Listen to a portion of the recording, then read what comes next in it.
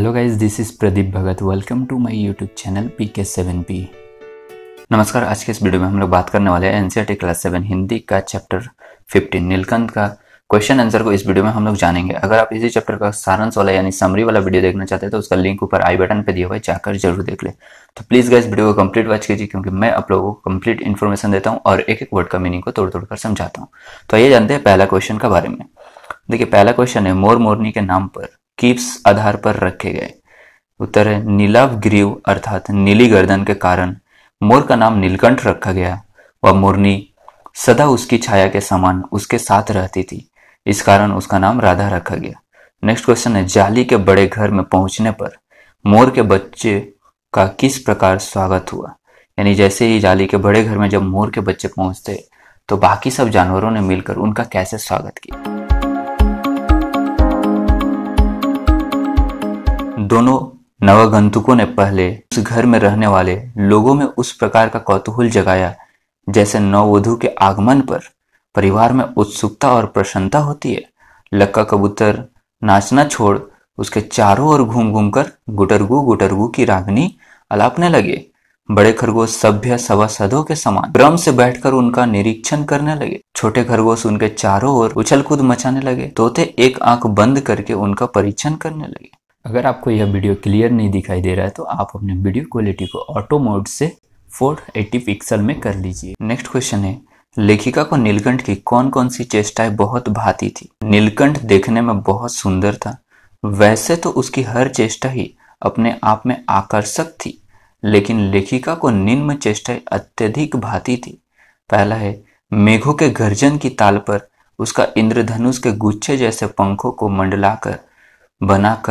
मंडलाकार बनाकर तन्मय होकर नृत्य करना। दूसरा है लेखिका के हाथों से हौले हौले चने उठाकर खाते समय उसकी चेष्टाएं हंसी और विस्मय उत्पन्न करती थी। और हाँ गाइस, आगे बढ़ने से पहले जरा इस वीडियो को लाइक कीजिए, चैनल को सब्सक्राइब कीजिए और नोटिफिकेशन बेल को ऑन कर लीजिए ताकि आगे आने वाली वीडियोस का भी लुत्फ उठाते रहें। नेक्स्ट क्वेश्चन है इस आनंदोत्सव की रागनी में बेमेल स्वर कैसे बज उठा। वाक्य किस घटना की ओर संकेत कर रहा है। उत्तर है इस आनंदोत्सव की रागनी में बेमेल स्वर कुब्जा मोरनी के आने के कारण बज उठा। एक दिन महादेवी वर्मा नखा सकोने से निकली तो बड़े मियाँ ने उन्हें एक मोरनी के बारे में बताया जिसका पांव घायल था। लेखिका उसे 7 रुपए में खरीद कर अपने घर ले आई और उसकी देखभाल की। वह कुछ ही दिनों में स्वस्थ हो गई। उसका नाम कुब्जा रखा गया। वह स्वभाव से मेल मिलाप वाली न थी। ईर्ष्यालु प्रकृति के होने के कारण वह नीलकंठ और राधा को साथ साथ न देख पाती थी। जब भी उसे साथ देखती तो राधा को नोच डालती। वह स्वयं नीलकंठ के साथ रहना चाहती थी। एक बार उसने राधा के अंडे भी तोड़ डाले। इसी कोलाहल व राधा की दूरी ने नीलकंठ को अप्रसन्न कर दिया, जो अंत में उसकी मृत्यु का कारण बना। नेक्स्ट है वसंत ऋतु में नीलकंठ के लिए जाली घर में बंद रहना असहनीय हो जाता था। क्यों?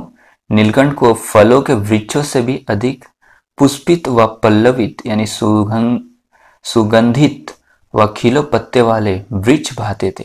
इसीलिए जब वह बसंत में आम के वृक्ष मंजरियों से लद जाते और अशोक का पेड़ लाल पत्तों से ढक जाता था तो नीलकंठ के लिए जाली घर में रहना असहनीय हो जाता। तब उसे जाली घर से बाहर छोड़ देना पड़ता। नेक्स्ट है जाली घर में रहने वाले सभी जीव जंतु एक दूसरे के मित्र बन गए थे, पर कुब्जा के साथ ऐसा संभव क्यों नहीं हो पाया। उत्तर होगा जाली घर में रहने वाले सभी जीव जंतु एक दूसरे से मित्रता का व्यवहार करते थे। खरगोश, तोते, मोर, मोरनी सभी मिलजुल कर रहते थे, लेकिन कुब्जा का स्वभाव उनके जैसा नहीं था। वह स्वभाव से ही ईर्ष्यालु होने के कारण हर दम सबसे झगड़ा करती रहती थी और अपनी चोंच से नीलकंठ के पास जाने वाले हर एक पक्षी को नोच डालती थी। वह किसी को भी नीलकंठ के पास आने नहीं देती थी।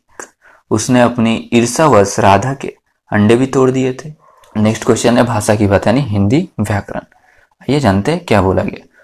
रूप शब्द से कुरूप, स्वरूप, बहुरूप आदि शब्द बनते हैं।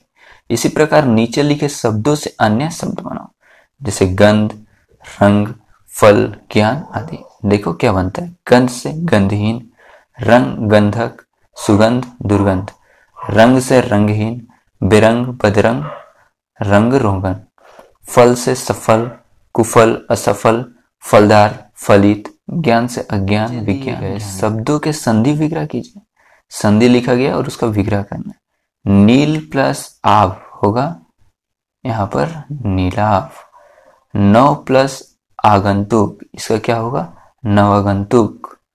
सिंहासन का विग्रह करना है, सिंह प्लस आसन। मेघाछन का विग्रह होगा मेघ प्लस आछन। अगले वीडियो में हम लोग भोर और बरखा कविता का सारांश को समझेंगे और उनका क्वेश्चन आंसर को समझेंगे, जो कि कवयित्री मीराबाई के द्वारा रचित है। आई होप गाइस आप लोगों को यह वीडियो हेल्पफुल लगी। फिर भी आपको कोई डाउट्स है तो आप हमें फेसबुक, इंस्टाग्राम या ट्विटर पे फॉलो करके आप हमारे साथ जुड़ सकते हैं। मैं प्रदीप भगत मिलता हूँ आपसे एक नए वीडियो में एक नए टॉपिक के साथ। तब तक के लिए बाय बाय, टेक केयर, जय हिंद, जय हिंद।